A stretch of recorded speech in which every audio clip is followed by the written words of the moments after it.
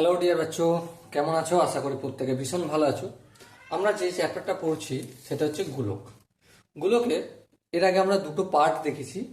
প্রথম পার্টে আমরা ডিসকাস করেছি গোলকের সম্বন্ধে, ডিসকাস করেছি গোলকের ক্ষেত্রফল, আয়তন কিভাবে নির্ণয় করতে হয়, অর্ধ গোলকের ক্ষেত্রফল বা আয়তন কিভাবে নির্ণয় করতে হয়, এবং সাথে সাথে কিছু এক্সাম্পলও করেছিলাম। তারপর পার্ট 2 এতে আমরা আপ টু 12 পর্যন্ত অঙ্কগুলো করেছি। কোষে দেখো 12 দাগের অঙ্ক পর্যন্ত কমপ্লিট করেছি।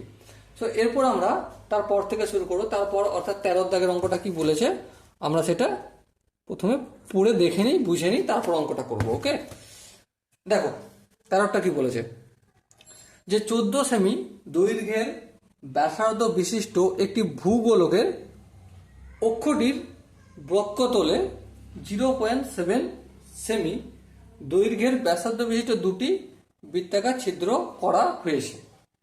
ভূগোলকটির গোলাকার অংশের ধাতব পাতের ক্ষেত্রফল হিসাব করে লিখি। দেখো জিনিসটা বুঝতে হবে কি বলেছে আর কি করতে হবে। সাপোজ মনে করো তোমরা স্কুলে নিশ্চয়ই ভূগোলক দেখেছো, তাই না? মোটামুটি একটা হয়েছে, দেখবে এটা হচ্ছে অক্ষ, ঠিক আছে? এই অক্ষ বরাবর এখানে একটা ছিদ্র রয়েছে, এখানে একটা ছিদ্র রয়েছে, ঠিক আছে?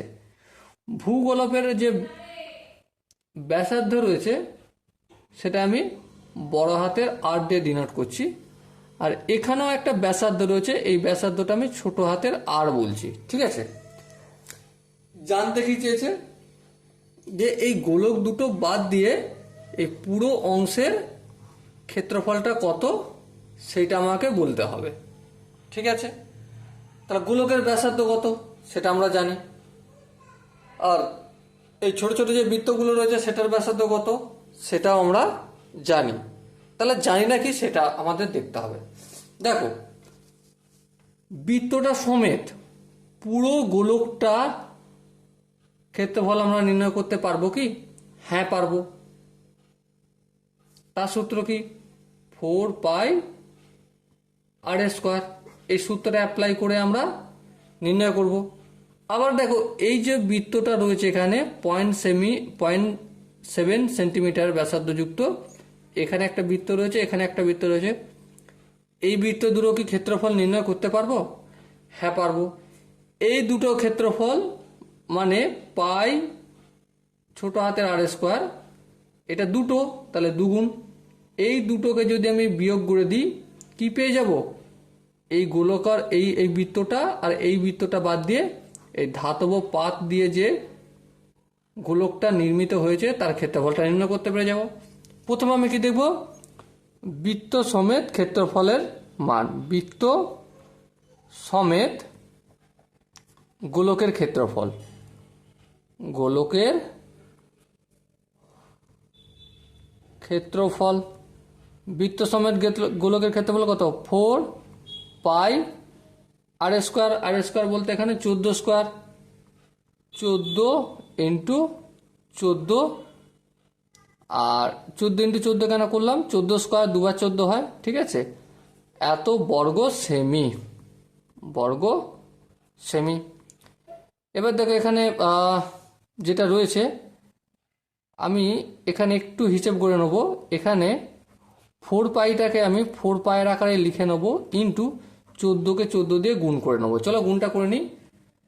14কে 14 দিয়ে 4 14 56, হাত একে 5, 14 1 14, 14 আর 5 19, 196, 196 বর্গ সেমি, ঠিক আছে? এবার এই যে দুটো বৃত্ত রয়েছে 0.7 সেমির,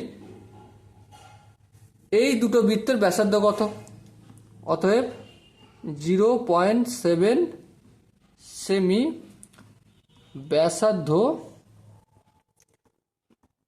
যুক্ত দুটি বৃত্তের ক্ষেত্রফল।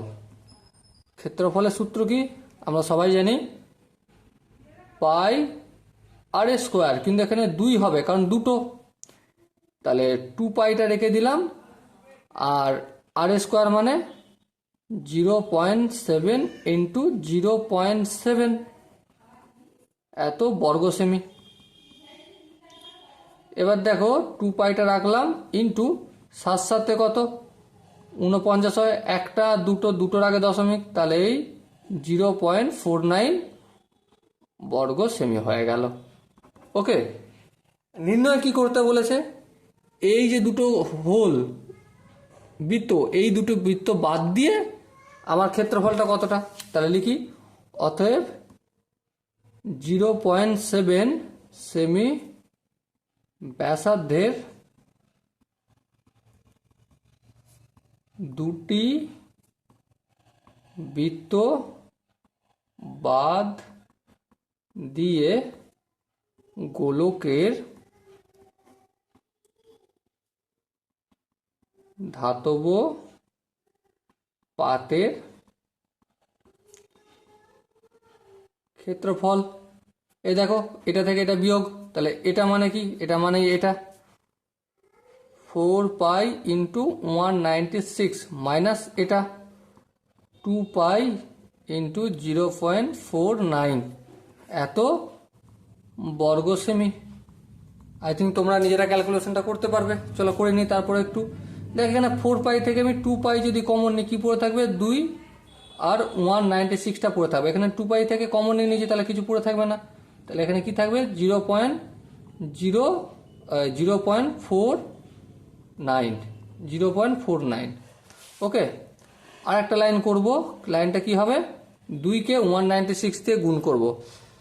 6 দুগুণে 12, 2 হায় থাকে 1, 9 দুগুণে 18, 18 একে 19, 9 হায় থাকে 1, 2 1কে 2 আর 1কে 3, তাই তো। এইটা থেকে 0.49টা আমি বিয়োগ করব। চলো বিয়োগটা আমি এখানেই করে নিই, 392.00 আর ব্যাস বিয়োগ করছি। 9 × 10, 1 দিতে, 4 একে 5, 5 × 10, 5 দিতে, দশমিক হাতে আছে, এখানে কিছু নেই মানে 0 0 1 1 1 × 2, 1 দিতে 9 3, তাহলে 2 ইন্টু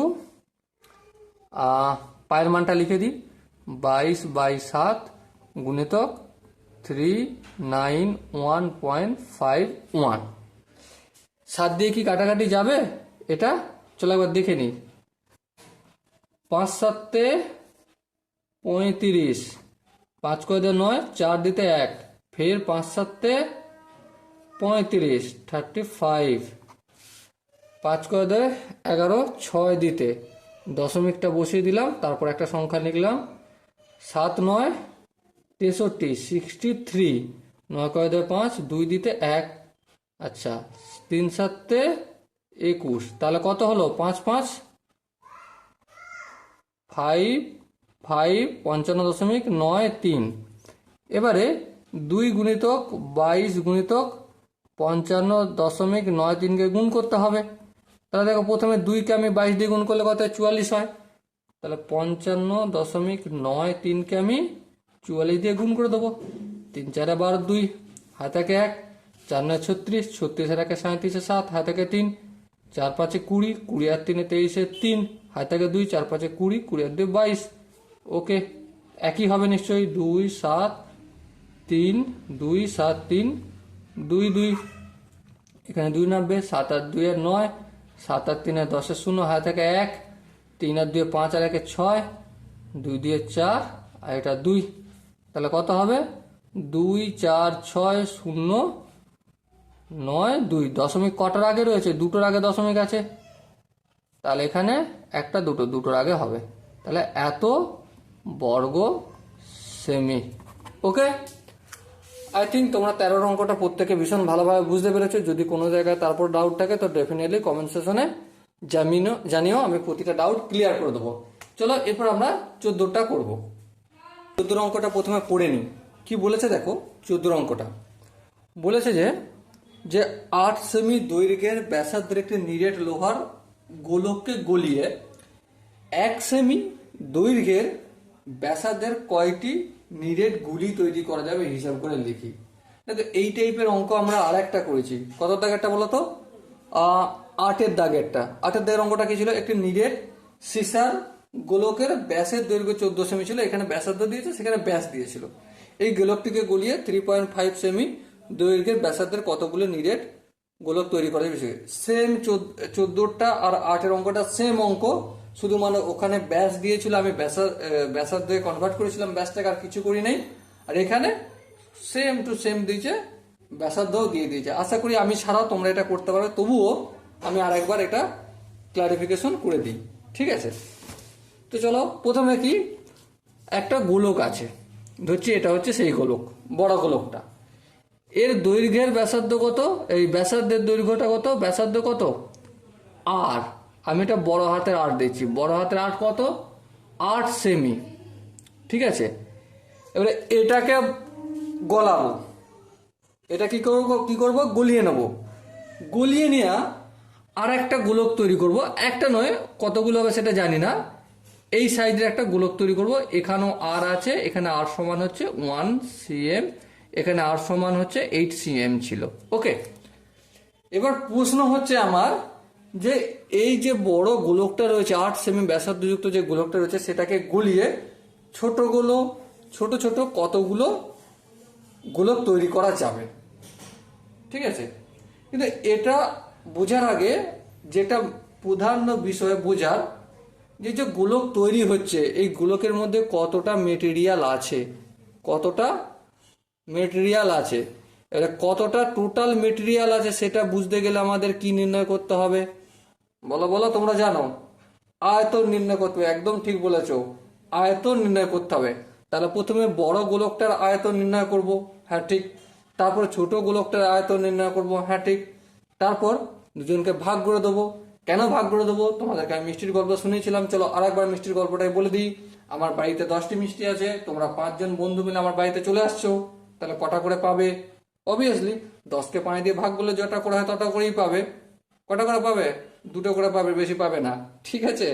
তো সেম এখানে এর যে আয়তন, এই আয়তনটাকে ভাগ করবে এই ছোটটার আয়তন দিয়ে, ছোটটার আয়তন দিয়ে ভাগ করলে মোট সংখ্যা পেয়ে যাব এই ছোট ছোট, এর মধ্যে কতগুলো এমন ছোট ছোট বল হতে পারে এর আয়তনের সমান আয়তন, ঠিক আছে? তো চলো ফটাফট করে আমরা বড় আয়তন, এই যে বড় ব্যাসার্ধ এটা রয়েছে, বৃত্তটা রয়েছে, সরি গোলকটা রয়েছে 8 সেমি ব্যাসার্ধযুক্ত গোলক, তার কি করি, আয়তন নির্ণয় করি। তাহলে চলো লিখে ফেলি যে 8 সেমি ব্যাসার্ধ যুক্ত গোলকের আয়তন সমান, গোলকের আয়তন সমান কি, আয়তন সমান কি বলো, 4/3 পাই, বড় হাতের আর কিউ করলাম আমি, 4/3 পাই, আর কত, আর হচ্ছে 8 সেমি বলেই দিয়েছি আমি, তাহলে 8 গুণিতক 8 গুণিতক 8, ব্র্যাকেটের বাইরে লিখে দিই বর্গ সেমি। ক্যালকুলেশন করার প্রয়োজন নেই, পরে দেখা যাবে কোনো ক্যালকুলেশন করতে হচ্ছে কি হচ্ছে না, ওকে। চলো নেক্সট কি, এই যে 1 সেমি ব্যাসার্ধযুক্ত ছোট গোলকটা, এর আয়তন কত হয় দেখব। 1 সেমি ব্যাসার্ধ যুক্ত গোলকের আয়তন হবে, কতটা আয়তন হবে, একই ফর্মুলা, 4/3 পাই, এখানে ছোট হাতের আর দেবো, ঠিক আছে? 4/3 লিখলাম, পাই লিখলাম, কিউর জায়গায় স্কোয়ার করে ফেলেছিলাম, ভুল করে ফেলেছিলাম, ঠিক আছে? আর এর মান কত, 1, চলো 1 ইন্টু 1 ইন্টু 1, 4/3 পাই, আর পাইকে 1 দিয়ে গুণ করা মানে সেটাই হয়ে যাবে। আর এখানে কি লিখে দেবো, সরি এখানে একটু ভুল করেছি, এটা বর্গ সেমি করে ফেলেছিলাম, এটা ঘন সেমি হবে, আর এটাও ঘন সেমি, আয়তনে সবসময় ঘন, ওকে। তাহলে হলো, তাহলে টোটাল কতগুলো হবে। এবার লক্ষ্য করো, আমি এই যে বড় বলটা অঙ্কন করলাম, এভাবে এভাবে এভাবে ছোট ছোট বলগুলো কতগুলো হবে, বড়টার আয়তনকে ভাগ করবো আমি ছোটটার আয়তন দিয়ে, ঠিক আছে? তাহলে অতএব লিখবো 1 সেমি ব্যাসার্ধযুক্ত গোলকের সংখ্যা হবে, প্রথমে বড় গোলকটার আয়তন কত, এটা লিখে দিই 4/3 পাই ইন্টু 8 ইন্টু 8, 3টে 8 গুণ করলাম, আচ্ছা, ছোট গোলকটার আয়তন একই 4/3 ইন্টু পাই ইন্টু 1 লেখার প্রয়োজন আছে, অথবা নাও লিখতে পারো, চলো লিখিয়ে দিই একবার। দেখো উপরে 4/3 নিচের 4/3 ক্যান্সেল আউট হলো, উপরের পাই নিচের পাই ক্যান্সেল আউট হয়ে গেল। কি বেঁচে রয়েছে দেখো, 8 গুণিতক 8 গুণিতক 8, 3টে 8 আর নিচে 1, 1কে 1 দ্বিগুণ করলে একই হয়। 8 অষ্টম 64, 64কে 8 দ্বিগুণ করলে কত হয়, চলো গুণটা করে দেখে নাও 512 হচ্ছে কি না। ঠিক আছে, তাহলে কতগুলো ছোট ছোট গোলক তৈরি হবে, 512টি। বোঝা গেল? আই থিঙ্ক সমস্ত অঙ্কটা বোঝা গেছে। যদি কোনো জায়গায় ডাউট থাকে তো তোমরা ভিডিওটা আরেকবার দেখো, তারপর যদি ডাউট থাকে তো ডেফিনেটলি কমেন্টে জানিও। ওকে, চলো দেখা হচ্ছে পরের অঙ্কটা। 15 দাগের অঙ্কগুলো প্রথমে ফটাফট করে পড়ে ফেলি। আচ্ছা, 15 দাগের এর একটা রয়েছে যে 2r একক দৈর্ঘ্যের ব্যাসার্ধ বিশিষ্ট নীরের গোলকের আয়তন কত। ঠিক আছে, আমরা ফটাফট করে অঙ্কগুলো করব। ব্যাসার্ধ কত বলেছে, বড় হাতের আর লিখছি, বড় হাতের আর হচ্ছে 2r। ঠিক আছে, আয়তন কত, নর্মালি আমরা আয়তন কি জানি, আয়তনের সূত্র বলো ফটাফট করে, 4/3 পাই আর কিউ, ঘন একক, তাই তো, ঘন একক। দেখো 4/3 লিখলাম, বেশ, পাই লিখলাম, আর মানে কত, এখানে বড় হাতের আর মানে কত, 2r, তাহলে 2r তার হোল কিউ লিখলাম, বেশ। তারপরের লাইনটা করে যাবো, 4/3 into pi into 2r into 2r into 2r, বেশ বোঝা গেল। এবার লক্ষ্য করো, এই 4/3টা রাখবো না, আচ্ছা একটু দেখি, 2 দুগুণে 4, 4 দুগুণে 8, আর 4 আসতে 32, চলো 32/3 ইন্টু এই পাইটা থাকলো, পাইটা লিখলাম, এখানে একটা আর এখানে একটা আর এখানে একটা আর, 3টে আর গুণের আকারে আছে, তাহলে পাওয়ার গুলো এক এক করে রয়েছে, কিছু নেই মানে এক আছে, পাওয়ার যোগ হয়ে যাবে, তাহলে এটা কি হয়ে যাবে আর কিউ। তাহলে এত ঘন একক। দেখো তোমাদের বইয়েতে 32/3 তোমার আছে একেরটা। ওকে, তাহলে একের অপশনটা ঠিক হবে। বোঝা গেল নিশ্চয়ই? চলো তারপর একটা করছি। বলছে যে দুটি নিরেট গোলকের আয়তন অনুপাত, দুটো নিরেট গোলকের আয়তনের অনুপাত 1:8 হলে তাদের বক্ষতলের ক্ষেত্রফলের অনুপাত কত। চলো ফটাফট করে লিখি, নিরেট গোলকের আয়তনের অনুপাত। দেখো 2 করছি, প্রথমে একটার ব্যাসার্ধ আমি বড় হাতের আর ধরছি, তারপর একটার ব্যাসার্ধ হচ্ছে ছোট হাতের আর ধরবো। ওকে, আয়তনের অনুপাত বলেছে, আয়তন মানে কি জানি, কি 4/3 ইন্টু পাই ইন্টু বলো কি হবে, আর কিউ ডিভাইডেড বাই একই 4/3 ইন্টু পাই ছোট হাতের আর কিউ সমান কি বলেছে, এখানে 1/8 বলেছে, এইটা আমাকে বলে দিয়েছে। ঠিক আছে, এরপর এখান থেকে আমাকে কি বের করতে হবে, এখান থেকে বের করতে হবে যে 4 পাই বড় হাতের আর স্কোয়ার বাই 4 পাই ছোট হাতের আর স্কোয়ার সমান কত, এই অনুপাতটা আমাকে বের করতে হবে। এই তো অঙ্কটা, চলো শুরু করে দিই। এই 4/3 এই 4/3 ক্যান্সেল আউট হলো, বেশ, এই পাই ক্যান্সেল আউট হয়ে গেল, বেশ ঠিক। আর কি হচ্ছে, এখানের আর আছে এখানেও আর আছে, এই দুটো যখন অপোজিট দিকে যাবে তখন কি হবে, তখন দেখো এখানে 1 আর এখানটা থাকবে 3, আর এখানে 8, 8-এর পাওয়ার এখানটায় 3 এসে যাবে। এবার তোমরা যদি লক্ষ্য করো, 1-এর যাই থাকুক সেটা তো একই হয়, আর 8-এর ক্ষেত্রে দেখো 3 থাকলো, 8কে যদি ভাঙি 2 গুণিতক 2 গুণিতক 2, ঠিক আছে। এবারে তাহলে এটা কি হবে, দেখো এখানে যেহেতু ভাঁজের ভিতরে 3 আছে তাই না, তাহলে 3টে 2 থেকে একটা বেরিয়ে আসবে, তাহলে 2 হলো, তাহলে আর বাই আর সমান কত হলো, 1/2। এবারে দেখো আমাকে বের কোনটা করতে হবে, এটা করতে হবে, হ্যাঁ। তাহলে দেখো এখানে কি স্কোয়ার রয়েছে, না স্কোয়ার নেই, তাহলে এই পুরোটার বাম দিকটা স্কোয়ার করলাম, তাহলে ডান দিকটাও স্কোয়ার হয়ে যাবে, চলো কোনো অসুবিধা নেই। কি পেলাম, বড় হাতের আর স্কোয়ার বাই ছোট হাতের আর স্কোয়ার ইকুয়াল টু 1/4, 1-এর স্কোয়ার মানে সে একই হবে, আর 2-এর স্কোয়ার মানে সে 4 হবে, বেশ কোনো অসুবিধা নেই। চলো আগে কি জানবো, উপরে 4 পাই আনলে নিচে 4 পাই আনা যায়, কারণ উপরে যেটা আনছি সেটা যদি ক্যান্সেল আউট করি সেই আগেরটাতেই ফিরে আসবে, তাই না। তাহলে উপরটাতে আমি 4/পাই আনছি, আর আর স্কোয়ার যেমন ছিল তেমন থাকলো, নিচেরটা তো আমি 4 পাই আনছি, ছোট হাতের আর স্কোয়ার আনলাম, তাহলে কি এসে যাবে 1/4। তাহলে আনসার আমার কত, কোনটা হলো 1/4। দেখো ফটাফট করে তোমাদের বইতে আনসার কত করা রয়েছে, বি এর আনসারটা সঠিক হবে, 1/4 রয়েছে। ঠিক আছে, চলো তারপর 3-এর দাগেরটা করি। 3-এর দাগেরটা কি বলেছে, 7 সেমি দৈর্ঘ্যের ব্যাসার্ধ বিশিষ্ট একটি নিরেট অর্ধগোলকের সমগ্র তলের ক্ষেত্রফল বলো। এটা তো তোমরা জানো করতে, 7 সেমি ব্যাসার্ধ বলে দিয়েছে, তাহলে নিরেট অর্ধগোলক একটু বুঝিয়ে দিই, তারপর ফটাফট করে দেবো 3-এরটা, তাই তো। আর কত বলেছে, 7 সেমি। নিরেট অর্ধগোলক মানে কি, এই তোমার অর্ধগোলক হলো মানে এখানটার ক্ষেত্রফল তোমাকে যোগ করতে হবে, তাই তো। এই ক্ষেত্রফলটাও নিতে হবে আর এখানের ক্ষেত্রফলটাও ধরতে হবে। শুধু উপরের ক্ষেত্রফল বললে কি হতো, তাহলে 2πr² হতো, কিন্তু এই যেহেতু নিচের এই অংশটার ক্ষেত্রফল, তাহলে এখানে আরেকটা πr² যুক্ত করতে হবে, তাহলে কত হবে 3πr²। চলো ফটাফট করে অঙ্কটা বের করে ফেলো।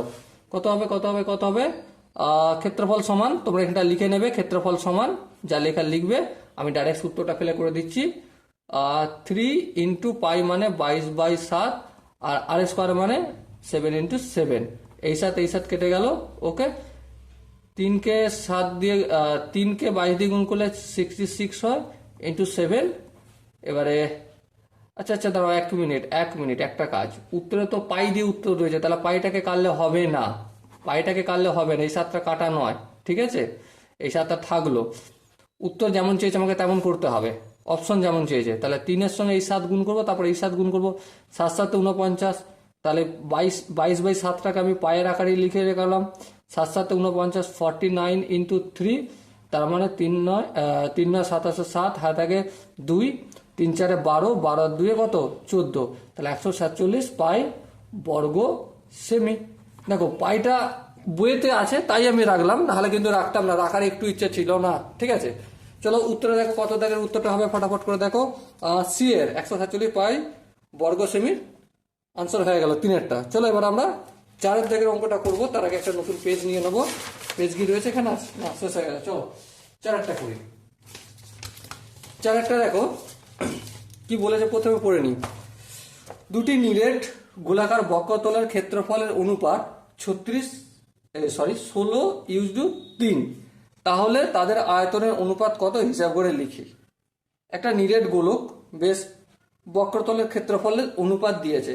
বক্রতলের ক্ষেত্রফলের সূত্র কি জানি, ফটাফট করে বলো। বক্রতলের ক্ষেত্রফল 4-এরটা, তাই তো। বক্রতলের ক্ষেত্রফল সূত্র হচ্ছে 4πr², অনুপাত 4π ছোট হাতের r² দিলাম, একটা বড় হাতের r² আর একটা ছোট হাতের r²। ওকে, অনুপাত কত বলেছে, 16:9, 16/9 করে দিলাম, কোনো অসুবিধা নেই। কাটাকাটি করি, এটা কাটবে। আচ্ছা দেখো, উপরে বড় হাতের আর ছোট হাতের আর সূচকের সূত্রে আমরা এটা জানি, করতে পারি। আর 4 আর এটা 3, তার হোল স্কোয়ার। দেখো 16কে স্কোয়ার করলে, এই 4কে স্কোয়ার করলে 16 হয়, আর 3কে স্কোয়ার করলে 9 হয়, কোনো অসুবিধা নেই।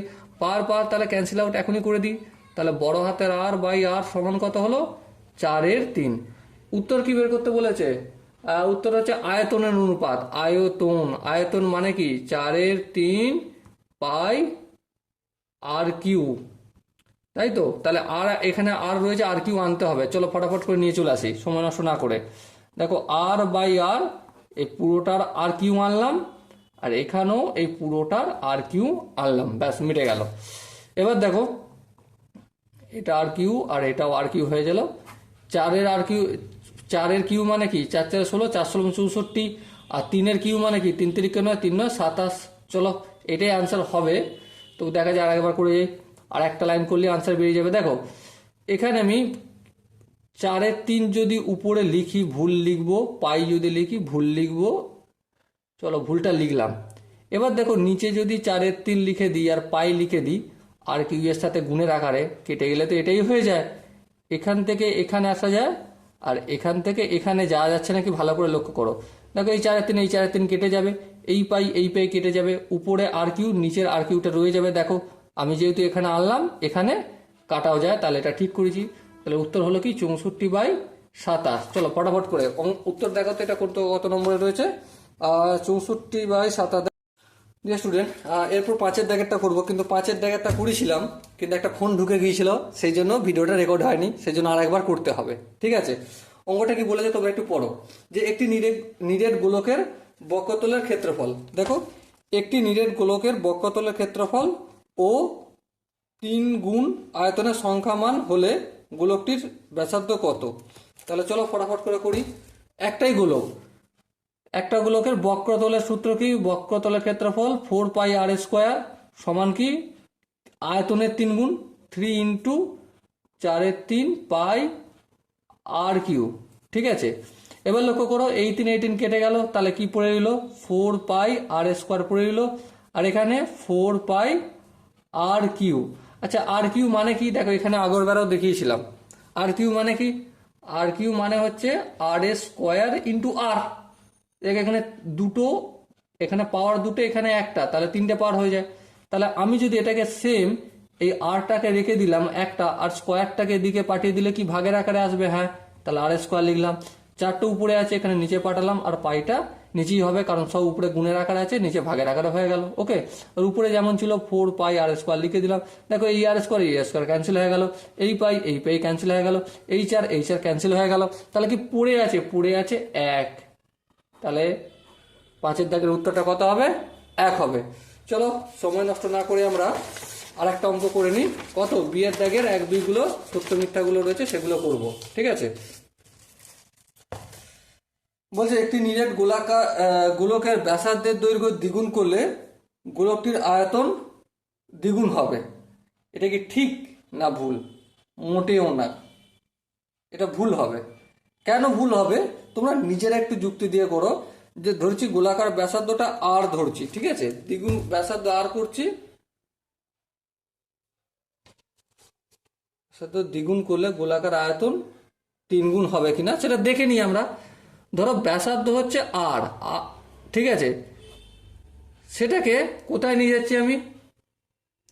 যখন আর থাকছে তখন হচ্ছে 4/3 পাই আর কিউ। ওকে, যখন আর ব্যাসার্ধ তখন আয়তন কত? 4/3 পাই আর কিউ। আবার যখন এই আর থাকছে না, কত গুণ করা হচ্ছে? দ্বিগুণ করা হচ্ছে, 2r করছি, তখন আয়তনটা কি হয়ে যাবে? 4/3 পাই 2r তার হোল কিউ। তার মানে কি 4/3 পাই ইন্টু আর কিউটা লিখবো, আর 2-এরও কিউ নিশ্চয়ই, 2-এর কিউ মানে কি 8। তাহলে দেখো পুরোটার সঙ্গে কত গুণ আছে? 8 গুণ আছে। তাহলে কি ব্যাসার্ধ দ্বিগুণ করলে গোলকটির আয়তন দ্বিগুণ হবে? না, কত গুণ হবে? 8 গুণ হবে। কতটা মাথায় রাখবে। ঠিক আছে, তোমরা নিজেরা তো দেখলে, আমাকে তো কিছু বলতে পারবে না, তোমরা নিজেরাই দেখছো, বুঝছো নিশ্চয়ই। আচ্ছা, এরপর দেখো পরেরটা 2-এরটা কি বলেছে। দুটি অর্ধগোলকের বক্রতলের ক্ষেত্রফলের অনুপাত 4:9 হলে তাদের ব্যাসার্ধের দৈর্ঘ্যের অনুপাত হবে 2:3। সত্যি বুঝতে আমরা জানি না, আমাকে প্রথমে করতে হবে, তারপরেই করতে হবে পাবো। দেখো দুটো অর্ধগোলক, তাদের বক্রতলের ক্ষেত্রফল, তাহলে একটা হচ্ছে বড় হাতের আর, আর একটা হচ্ছে ছোট হাতের আর। ঠিক আছে, বক্রতলের ক্ষেত্রফল সূত্র কি? 4πr² বাই 4π ছোট হাতের r²। কি হয়েছে এখানে? 4/9, তাই তো? হ্যাঁ, 4/9। চলো লিখলাম 4/9। দেখো ক্যান্সেল আউট করো, এটা ক্যান্সেল আউট হলে এই পাইটা ক্যান্সেল হয়ে যাবে। এবার দেখো এই আর বাই ছোট হাতের আর তার হোল স্কোয়ার করলাম, কারণ দুটোর আর, দেখো সূচকের সূত্র এটা, a বাই বি, পাওয়ার যদি n থাকে তাহলে কি হবে? a⁴n বাই b⁴n, মানে এদিক থেকে এদিকেও যাওয়া যায় আর এদিক থেকে এদিকেও আসা যায়। ওকে, সেম দুটো আলাদা করে স্কোয়ার রয়েছে, গুণ ভাগের আকারে রয়েছে, সেটা একসাথে হোল স্কোয়ার করে দিলাম, কোনো অসুবিধা নেই। ওকে, এবার দেখ এখানে 4-এর পাওয়ার কত? 2। এই 2-এর পাওয়ার হচ্ছে 2-এর পাওয়ার 2 হলে 4 হবে, আর 9 মানে কি? 3-এর স্কোয়ার। চলো 2/3 তার হোল স্কোয়ার করলাম। দেখো 2-এর পাওয়ার যদি 2 হয় তাহলে 4 হবে, আর 3-এর পাওয়ার যদি 2 হয় তাহলে সেটাও 9 হবে। তাহলে ঠিক আছে, এবারে স্কোয়ারে ক্যান্সেল আউট করে দিলাম, তাহলে বড় ক্যাপিটাল আর বাই স্মল আর ইকুয়াল টু 2/3। দেখো এবারে দেখো, হ্যাঁ ঠিকই তো, দেখো 2/3 বলেছে, হয়েছে এখানে আনসার। দেখো আমার এখানে 2/3 বের হয়েছে, তাহলে কোনো অসুবিধা নেই, ওরা ঠিকই বলছিল, তাহলে এই উত্তরটা সত্য হবে। ওকে, একটি তল বিশিষ্ট একটি তল বিশিষ্ট ঘনবস্তুর নাম বলো। মানে এমন একটা ঘনবস্তু যার তল একটা। দেখো আমরা যদি বই ধরি, খাতা ধরি, উড পেন্সিল ধরি, হ্যাঁ, এগুলো কারো একটা তল নেই, কারো দুটো আছে, তিনটে, ছটা, সাতটা, আটটা এরকম তল আছে, কিন্তু একটা তল রয়েছে এমন একটা ঘনবস্তুর নাম হচ্ছে ফুটবল। কারণ কি? কারণ গোলক হচ্ছে একতলীয় ত্রিমাত্রিক, মাত্রা তিনটে রয়েছে, তল কিন্তু একটাই, তাহলে এটা আমি ফুটবল লিখতে পারি। তারপর নেক্সট দুই একটা যেটা বলেছে, একটি নিরেট অর্ধগোলকের সমতলের সংখ্যা। নিরেট অর্ধগোলকের সমতলের সংখ্যা কতগুলো হবে? একটা। দেখো নিরেট সমতল, নিরেট অর্ধগোলক মানে পুরোটা গোলাকৃতি রয়েছে, ঠিক আছে। দেখো এই যে তলগুলোটা, এটা হচ্ছে বক্রতল, আর এইটা হচ্ছে কি সমতল। বাটিটা নয়, নিরেট বলেছে, তাহলে এখানটাও নিশ্চয়ই সমান আছে, তাহলে এই যে এই অংশটা সমতল, তাহলে সমতল কটা হবে? একটি হবে, সমতলের সংখ্যা একটি। তারপর একটা কি বলেছে, যে একটি নিরেট অর্ধগোলকের ব্যাসার্ধের দৈর্ঘ্য 2r একক হলে সমগ্র ক্ষেত্রফল ড্যাশ পাই আর স্কোয়ার বর্গ একক। ব্যাসার্ধের দৈর্ঘ্য 2r একক, ব্যাসার্ধ 2r, এই দেখো একটু আগে করলাম। একটি নিরেট অর্ধগোলকের, চলো এখনই করে দিচ্ছি আমি, ব্যাসার্ধ কত বলেছে? r সমান 2r। আর কি বলছে? নিরেট অর্ধগোলকের ব্যাসার্ধ এটা, তাই তো? নিরেট অর্ধগোলকের এটা ব্যাসার্ধ, ক্ষেত্রফল কত?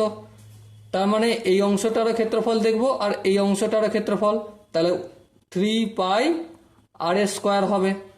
হ্যাঁ, 3 পাই আর স্কোয়ার, তাহলে 3 পাই আর স্কোয়ার মানে কি?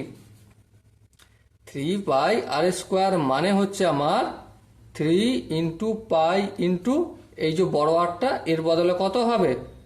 ছোট হাতের আর তার হোল স্কোয়ার হবে। কেন? কারণ এই আর মানেই তো এটা। হ্যাঁ ঠিক। এবার দেখো 3 পাইটা লিখলাম, আর 2 এর স্কোয়ার মানে কি 4, আর এখানে আর স্কোয়ার মানে আর। এবার দেখো 3 পাই আর স্কোয়ারটা একসাথে লিখছি, 3 পাই আর স্কোয়ার, এই চারটা কিসের আকার আছে? গুণের আকার আছে। তাহলে এখানে যে শূন্যস্থানটা রয়েছে, শূন্যস্থানটা কি রয়েছে বলতো? পাই আর স্কোয়ার, তাহলে 4 আর 3 গুণ করলে 12 হবে, তাহলে শূন্যস্থানটা 12 হয়ে যাবে। চলো আনসার হয়ে গেল। সো ডিয়ার স্টুডেন্ট, আশা করি তোমরা এই অঙ্কগুলো বুঝতে পেরেছো, শর্ট কোশ্চেনগুলো। এবার তোমাদের 16 দাগের অঙ্কগুলো নিজেরা একটু চেষ্টা করো, বাকি আমি পরের সেশনে করে দেবো। চলো দেখা হচ্ছে নেক্সট সেশনে, ততক্ষণ পর্যন্ত জয় হিন্দ।